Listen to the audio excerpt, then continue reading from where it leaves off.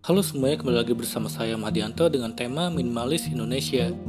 Kali ini kita akan membahas tentang mencapai kebahagiaan dengan gaya hidup minimalis. Dari survei yang saya lakukan, yang menanyakan subscriber saya tentang kenapa memilih hidup minimalis, 52% menyatakan mereka ingin menghilangkan beban pikiran, yang itu berarti mereka ingin mencapai kebahagiaan dalam hidupnya. Dewasa ini, tidak sedikit orang yang beranggapan bahwa hidup itu begitu rumit. Terlebih lagi bagi mereka yang tinggal di kota, mereka sama sekali tidak bisa merasakan ketenangan. Tekanan demi tekanan datang silih berganti, hingga akhirnya sebagian dari mereka sepakat untuk memilih gaya hidup minimalis. Hidup minimalis adalah kehidupan yang dijalani dengan merujuk pada praktik-praktik keikhlasan untuk membuat hidup sedikit lebih sederhana. Baik itu bila ditinjau dari sisi materi maupun non-materi. Sebagian orang sering menyebutnya dengan istilah hidup sederhana atau simple lifestyle.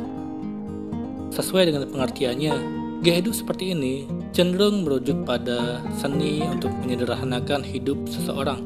Misalnya memilih tinggal di rumah minimalis, di pedesaan, dan lain sebagainya. Semua tindakan tersebut memiliki tujuan yang sama, yaitu mengurangi jumlah dan jenis harta kepemilikan dan meningkatkan kemandirian. Bagi yang belum terbiasa dengan kesederhanaan, gaya hidup semacam ini memang tidak bisa dilakukan secara instan. Berikut adalah tips bagi kalian untuk memulai hidup minimalis. Cara hidup minimalis pertama adalah dengan menulis alasan mengapa kita memilih hidup sederhana. Meskipun ini terlihat remeh, tapi alasan itu penting untuk membuat kita menentukan langkah apa yang akan kita ambil selanjutnya. Sebagian contoh, misalnya, kamu memilih hidup sederhana karena takut dikejar-kejar penagih hutang. Maka langkah bijak yang bisa kamu lakukan adalah dengan berhenti menggunakan kartu kredit atau berhenti hutang. Tanyakan pada hatimu sendiri, sebenarnya kamu butuh atau tidak membeli barang itu? Sebenarnya apa sih alasanmu mengeluarkan uang untuk beli barang tersebut? Apakah semata-mata karena kamu gengsi jika tidak memiliki barang tersebut? Ataukah kamu memang benar-benar membutuhkan barang tersebut? Tulislah alasan dengan huruf kapital di atas kertas, lalu tempelkan di tembok atau di lemari es. Dengan demikian, kamu akan terus mengingatnya di sepanjang hidupmu. Kedua, singkirkan barang bekas. Kebanyakan orang suka menimbun barang bekas. Entah apa tujuannya. Untuk memulai hidup minimalis, kamu harus berani terbebas dari barang-barang bekas tersebut. Caranya, pilihlah barang-barang yang menurutmu satu tipe. Pisahkan barang-barang tersebut dalam kardus yang berbeda. Jika kamu sudah ikhlas untuk membuang barang-barang tersebut, maka segeralah dibuang. Tapi jika tidak, coba kamu simpan dalam kotak selama 1 bulan. Dan lihat apakah kamu masih mencari isi dari kotak tersebut atau tidak. Jika kamu tidak mencarinya, berarti kamu sudah tidak membutuhkannya lagi. Ketiga adalah berpikir kreatif tentang hidup minimalis. Sesekali bukalah beberapa video tentang hidup minimalis. Carilah ide sebanyak-banyaknya tentang bagaimana cara hidup dengan sedikit barang. Keempat adalah dengan berwisata inspirasi. Maksudnya adalah kita meluangkan waktu untuk berwisata dengan mengunjungi tempat-tempat yang sekiranya bisa memberikan kita ide-ide kreatif tentang bagaimana seharusnya hidup minimalis itu. Sebenarnya di luar sana banyak sekali budaya atau kebiasaan di luar sana yang bisa kita tiru. Kelima, belajar untuk hidup hemat. Semua orang pasti setuju bahwa zaman sekarang ini sangatlah susah untuk menerapkan hidup hemat. Adanya online shop, promo yang terkadang membuat kita lupa diri, sering membuat kita gagal untuk menerapkan pola hidup hemat. Tapi untuk bisa hidup minimalis, berarti kita harus bisa belajar menekan pengeluaran kita. Jangan sampai kita terlalu berani mengeluarkan uang, dan di akhir bulan, kita sibuk cari pinjaman sana-sini. Cara hidup hemat yang bisa kalian terapkan misalnya seperti pola 50-30-20, yaitu 50% penghasilan untuk memenuhi kebutuhan, 30% untuk dana darurat, dan 20% untuk investasi. Keenam, hemat dalam berpakaian. Cara hidup minimalis berikutnya bisa kita lakukan dengan cara meminimalkan penggunaan pakaian kita. Salah satu metode minimalis dalam berpakaian adalah dengan proyek 33, yaitu hanya menyediakan 33 baju dalam waktu 3 bulan. Masukkan saja ke dalam box dan usahakanlah untuk tidak menyentuhnya sama sekali.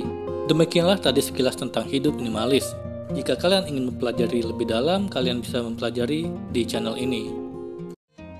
Kali ini kita akan membahas tentang meningkatkan produktivitas kerja dengan konsep slow living. Apakah kamu berolahraga 3-4 kali dalam seminggu? Apakah dalam sehari kamu minum banyak kopi? Apakah dalam sepekan kamu sempat melakukan hobi kamu? Apa yang dirasakan ketika kamu sedang memikirkan pekerjaan itu? Apakah pekerjaan kamu cukup fleksibel sehingga kamu bisa membagi waktu antara pekerjaan dan keluarga? Berapa banyak waktu yang kamu bisa gunakan untuk bersantai? Memiliki kehidupan yang seimbang antara urusan kantor dan keluarga memang tidak pernah mudah. Hingga tidak jarang kamu harus mengorbankan pikiran dan waktu untuk keluarga, juga diri sendiri, demi merampungkan urusan pekerjaan, apalagi jika kamu terpaksa harus lembur di pekerjaan kamu. Ketika kehidupan kamu selalu terburu-buru dan lebih banyak berkutat di pekerjaan, di belahan dunia lain malah sedang mulai menerapkan konsep slow living. Dalam urusan pekerjaan, terutama untuk meningkatkan produktivitas kerja, mereka tidak lagi bekerja dari pagi hingga petang atau malam secara terus-menerus, namun mengubah gaya dan jam kerja menjadi lebih fleksibel serta efisien. Menurut Wikipedia, gerakan hidup yang lebih lambat atau slow movement mulai dikenal pada tahun 1986 oleh Carlo Pertini. Ini sudah pernah dibahas melalui YouTube saya sebelumnya. Hal ini merupakan revolusi budaya yang melawan anggapan bahwa lebih cepat selalu lebih baik. Filosofi slow living bukan berarti melakukan segala sesuatu dengan kecepatan seekor siput, melainkan melakukan sesuatu dengan kecepatan yang benar, menikmati setiap jam dan menit daripada hanya menghitungnya. Melakukan segala hal sebaik mungkin untuk meningkatkan produktivitas, bukan secepat mungkin, kualitas di atas kuantitas, baik dari segi pekerjaan, makanan, sampai pengasuhan. Sebut saja sejumlah perusahaan di Swedia yang dalam beberapa tahun terakhir menerapkan konsep slow living dan meminta para pekerjanya untuk fokus ke pekerjaan hanya selama 6 jam per hari. Seperti yang dilakukan perusahaan Toyota yang berpusat di Gothenburg, Swedia sejak 14 tahun lalu. Konsep slow living juga diadaptasi oleh Philip Mundus, perusahaan pengembangan aplikasi di Stockholm sejak 2015. Menurut CEO Philip Mundus, Linus Feld, bekerja selama 8 jam sehari tidak efektif. Tetap fokus bekerja selama 8 jam sehari itu merupakan tantangan besar, kata Feld di situs independen. Apalagi di saat yang bersamaan, kita memiliki urusan dan kehidupan pribadi. Waktu kerja selama 6 jam memang terbilang cukup singkat. Agar berjalan efisien, Feld melarang pekerjanya membuka media sosial selama jam kerja. Jadwal pertemuan dan rapat juga dibuat seminimum mungkin, dan segala gangguan yang bisa memecah konsentrasi pekerja dihalau sebisa mungkin. Dengan begitu, kami berharap pekerja bisa lebih intensif selama di kantor, kata dia. Faktanya, mempersingkat waktu kerja ternyata tidak hanya akan membuat kamu lebih fokus. Menurut penulis buku In Praise of Slowness, itu juga akan meningkatkan produktivitas dan kreativitas. Lebih dari itu, konsep ini bisa memberikan energi lebih untuk kamu dalam menikmati kehidupan pribadi. Kamu pun bisa lebih bahagia dan sehat. Lalu bagaimana bila kantor atau tempat kerja kamu tidak memiliki kebijakan 6 jam kerja seperti Philip Mundus atau Toyota di Swedia? Menerapkan konsep slow living dalam pekerjaan kamu sendiri untuk meningkatkan produktivitas kerja bisa menjadi jawabannya. Berikut adalah caranya. Yang pertama, memulai hari dengan tenang. Meminum segelas air putih ketika bangun tidur, menyempatkan diri untuk bermeditasi atau jogging di sekitar rumah, membuat dan menyantap sarapan bisa membantu kamu memulai hari dengan kondisi psikis dan perut yang tenang. Dalam keadaan tenang dan tidak terburu-buru, kamu pun bisa memetakan pekerjaan di hari itu, mana pekerjaan prioritas dan mana pekerjaan yang bisa diselesaikan kemudian, sehingga kamu dapat meningkatkan produktivitas kerja. Kedua, memiliki waktu istirahat yang memadai. Berderet email yang harus dibaca, jadwal rapat yang beruntun, atau bertumpuk kertas yang perlu kamu pelajari bukanlah alasan untuk tidak melakukan istirahat, terutama saat makan siang. Meskipun kamu tengah melakukan pekerjaan kantor dari rumah, memberikan waktu untuk diri sendiri, beristirahat adalah suatu keharusan. Saat rehat, kamu akan memiliki waktu untuk menyantap makan siang, meregangkan otot, dan mengistirahatkan saraf mata dari layar komputer. Ketiga, membuat batasan. Dimanapun kamu bekerja, buatlah batasan dengan lingkungan sekitar. Misalnya menutup pintu, memasang mode hening pada ponsel, atau hanya membuka satu tab Google Chrome di browser kamu. Tujuannya satu, agar kamu fokus pada pekerjaan sehingga dapat meningkatkan produktivitas kerja. Membuat batasan ini tidak hanya berlaku pada pekerjaan saja, tapi juga kehidupan pribadi, seperti mematikan ponsel atau email kamu di malam hari atau akhir pekan. Dengan begitu, kamu memiliki waktu cukup untuk beristirahat dan keluarga. Keempat, mengurangi kebiasaan multitasking.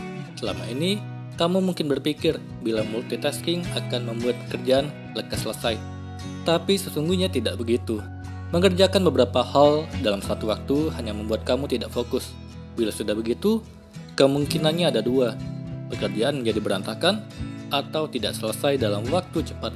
Bila saja fokus, kamu bisa bekerja lebih efisien dan efektif. Hasilnya pun memuaskan dan tidak melalui proses yang berlarut-larut. Kelima, jalani ritual yang memuaskan. Biasanya kita memiliki satu hal yang kita lakukan hampir setiap hari di tempat kerja. Misalnya membuat kopi atau teh, merapikan berkas di meja kerja, atau menulis things to do pada buku catatan kamu. Pilih salah satu rutinitas sederhana tersebut dan gunakan sebagai cara meredakan kesibukan dan mengembalikan fokus pikiran kamu. Membuat kopi atau teh menjadi sarana yang tepat untuk sejenak lari dari kesibukan kamu. Lakukan hal ini dengan mindful atau konsentrasi pada apa yang kamu lakukan. Dengan demikian, kamu akan kembali melakukan kegiatan dengan fokus yang baru, yang lebih segar. Keenam, isi waktu luang dengan hobi. Daripada mengecek email, update status atau belanja online, habiskan waktu sisa dengan melakukan apa yang menjadi minat kamu. Coba sisihkan 2 atau 3 jam di malam hari untuk melepaskan diri dari jeratan gadget atau TV dan gunakan untuk melakukan hobi kamu. Semoga ini bermanfaat. Sekian dan terima kasih.